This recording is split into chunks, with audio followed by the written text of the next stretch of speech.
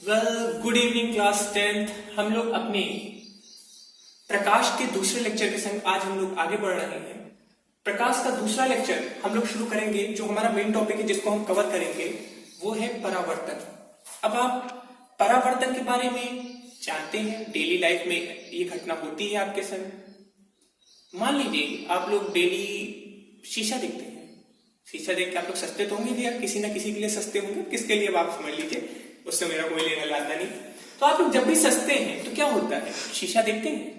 वो जो घटना हो रही है जाने अनजाने में आपको पता नहीं है, बट वो क्या है, वो एक परावर्तन है। इसके अलावा बचपन में हम लोग करते क्या है, बचपन में हम लोग के घड़ी पे जब सूरज की किरण पड़ती थी, आप लोग देखते होंगे सूरज की रोशनी पड़ती होगी, तो उससे हम लोग खेलते हैं, कई तरह से गेम्स खेलते हैं। तो वो क्या हो रहा है, वो परावर्तन है। क्या हो रहा है समझिए, घड़ी के ऊपर कांच है, कांच के ऊपर जब रोशनी गिर रही है टकरा के वो बाहर जा रही है। इसको हम और ब्रीफली समझते हैं। सबसे पहले परिभाषा नोट कर लीजिए, कॉपी पेन उठाइए और लिखिए, जब कोई प्रकाश किरण किसी चिकने या चमकदार सतह पर गिरती है तो प्रकाश का अधिकांश भाग उसी माध्यम में लौट जाता है, टकराकर उसी माध्यम में लौट जाता है। इसी घटना को हम परावर्तन कहते हैं। Very important topic. इसको इसलिए इंपॉर्टेंट बोल रहा हूं क्योंकि अभी इसका एक भाई आएगा। ये छोटा भाई है कह सकते हैं, अभी बड़ा भाई आएगा। तो जाहिर सी बात है, छोटे बड़े भाई में हमेशा लड़ाई होता रहता है, लड़ाई होता है, कंफ्यूजन होता है। तो कंफ्यूजन नहीं होना है। ये परावर्तन है, अभी अपवर्तन आएगा। दोनों में बहुत बड़ा डिफरेंस है। कहने को भाई भाई है, बट किसी भी कंडीशन में आप दोनों को एक तरीके से कोरिलेट नहीं कर सकते हैं। बात ध्यान दीजिएगा, ठीक है। तो फिर से एक बार परावर्तन की परिभाषा बता देते हैं कि जब भी कोई प्रकाश कण किसी चिकनी या चमकदार वस्तु की सतह पर गिरता है तो प्रकाश का जो अधिकांश भाग होता है टकरा के वो वापस चला जाता है। इस घटना को हम परावर्तन कहते हैं। इसको हम ऐसे एग्जांपल समझते हैं। मान लेते हैं ये कोई सतह है, देखिए सतह हम दिखा रहे हैं, इसको हम मान लेते हैं एम डैश, चमकदार सतह है। तो ध्यान दीजिए, जो चमकदार सतह होगी, अब हम ये चीज ध्यान रखिएगा क्योंकि अभी आगे हम लोग जब दर्पण पढ़ेंगे तो इसका भी बहुत यूज आने वाला है। जब भी हम कोई चमकदार सतह की बात करेंगे तो पीछे इस तरह की लाइन खींच देंगे। ये लाइन हमें क्या बता रहा है, ये लाइन हमें ये बता रहा है कि ये सतह जो है चमकदार है। मतलब प्रकाश जब भी इस पे गिरेगी, मान लीजिए प्रकाश यहां पे गिरी, अब गिरने को हमने आपको बताया था ना कि प्रकाश जो गिर रहे हैं उसको हम क्या बोलेंगे, आपतित किरण। ये देखिए लिख दे रहे हैं, आने वाली प्रकाश। जो भी प्रकाश गिर रही है या आ रही है उसे हम क्या बोलेंगे, आपतित किरण। हम इसका नामकरण कर देते हैं ए बी। अब देखिए, जैसे ही ये यहां पे सतह पे पहुंचा तो अब आप देखिए इसके पास दो रास्ता है। आगे जाना चाहेगा बट नहीं जा पाएगा। क्यों? क्योंकि ये चमकदार सतह है। प्रकाश जो है टकरा के क्या हो जाएगी, वापस जाएगी। अब वापस कहां जाएगी, इसी माध्यम में जाएगी। ये कौन सा माध्यम है, ये पूरा वायु है। मान लेते हैं ये वायु है।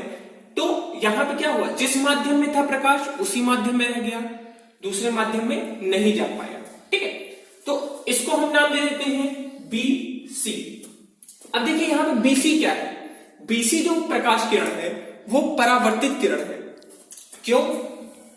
क्योंकि यहां पे जो घटना हुई यही हुआ परावर्तन। अभी मैंने बताया था कि जब भी कोई प्रकाश किरण किसी चमकदार वस्तु से या सतह से, ये सतह है, टकराई, टकराने के बाद उसी माध्यम में लौट गई, तो यहां पे क्या हुआ, परावर्तन हुआ।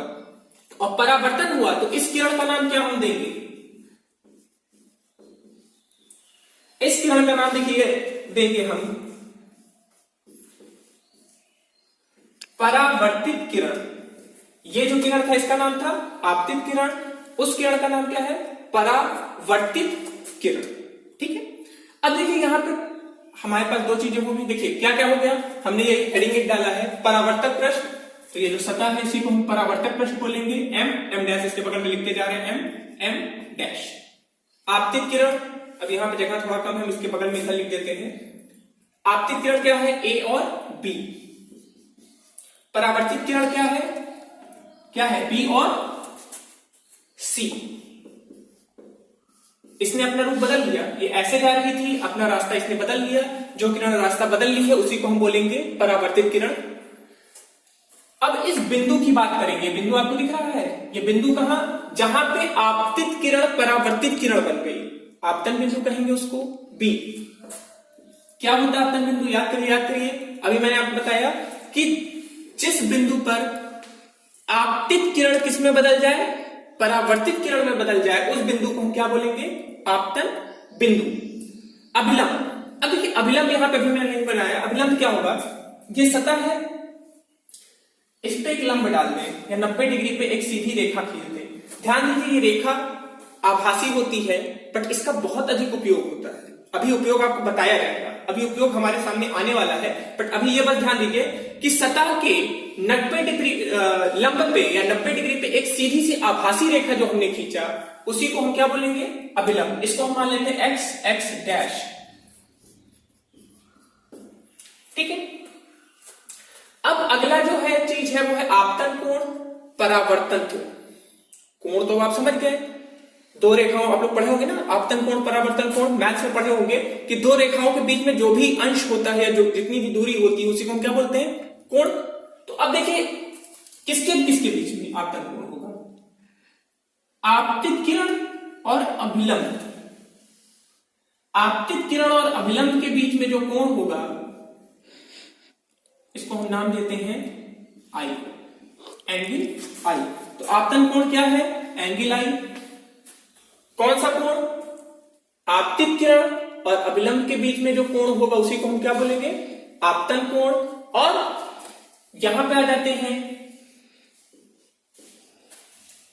अभिलंब और परावर्तित किरण के बीच के कोण को हम क्या बोलेंगे, परावर्तन कोण। एकदम इजी सा है, बहुत इसमें दिमाग नहीं लगाना है, सीधे से टॉपिक है, बहुत दिमाग वाला काम नहीं है। फिर से एक बार जल्दी से रिवाइज कर लेते हैं ब्रीफली, याद करिए। देखिए टोटली हमारे पास यहाँ पे 7 चीजें हैं, परावर्तक पृष्ठ, आपतित किरण, परावर्तित किरण, अभिलंब, परावर्तन कोण।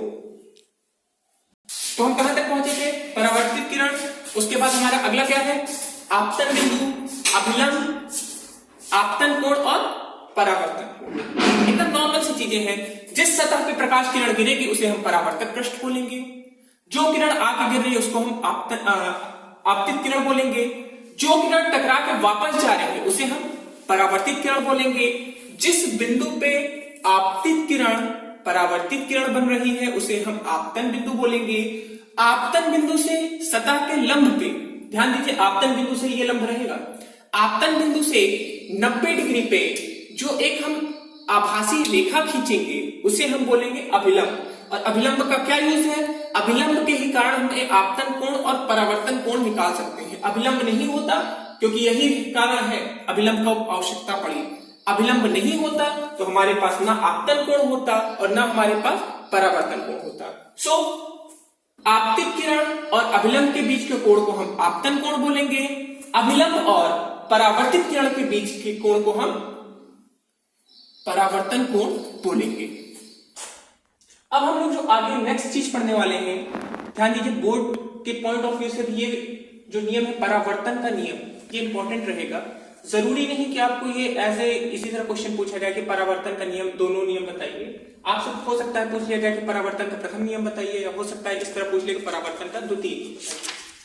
अब ये दोनों नियम क्या होते हैं, पहले ब्रीफली हम इस पे बात कर लेते हैं। देखिए प्रथम नियम की बात करें तो ये हमसे बोल रहा है आपतित किरण, परावर्तित किरण तथा आपतन बिंदु पर डाला गया लंब तीनों एक ही पृष्ठ पर होते हैं। ये परावर्तन का नियम है। अगर आपको याद है तो हमने जो पिछला डायग्राम बनाया था उसको देख लेते हैं। ये हमारा परावर्तक पृष्ठ था, इसके ऊपर ये आपतित किरण आई, टकरा के यहां से परावर्तित, ये आपतित किरण, आपतित किरण, ये परावर्तित, ये हमारी परावर्तित किरण, ये हमारा आपतन बिंदु,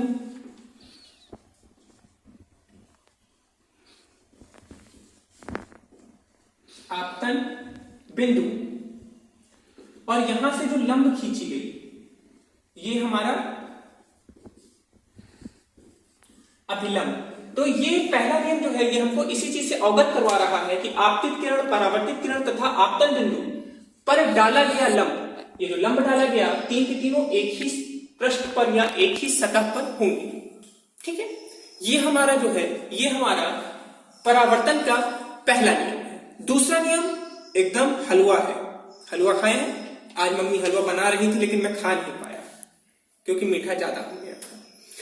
तो हमारा द्वितीय नियम क्या है? द्वितीय नियम बहुत इजी सा है। आपतन कोण याद होगा आपको, याद करिए, हमने अभी जस्ट पहले थोड़ा सा बताया है। आपतन कोण कहां पाया जाता है? अभिलंब और आपतित किरण के बीच में, मतलब यहां पे।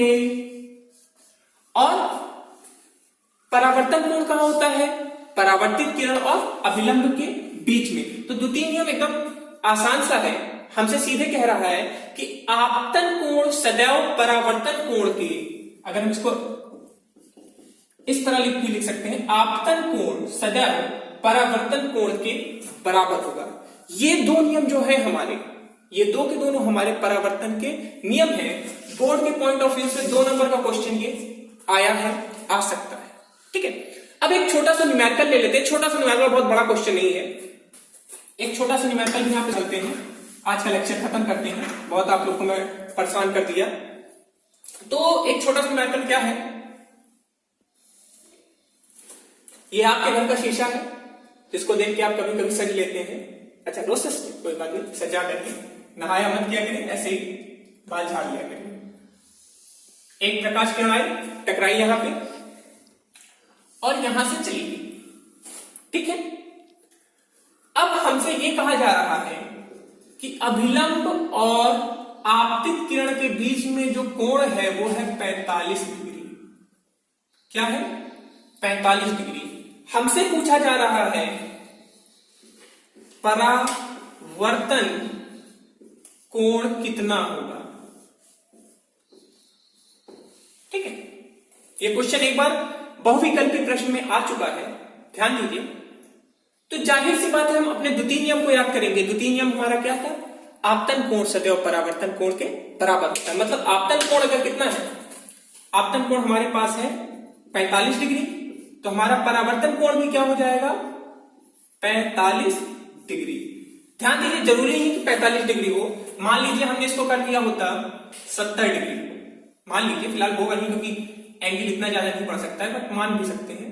0 से 90 तक तो ले सकते हैं, 0 से 90 के बीच में ले सकते हैं कोई भी कोण। तो मान लेते हैं हम 50।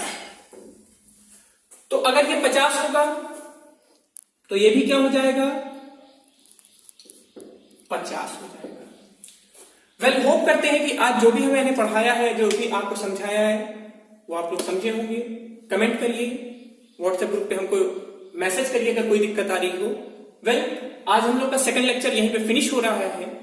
कल फिर मिलेंगे अपने थर्ड लेक्चर के साथ।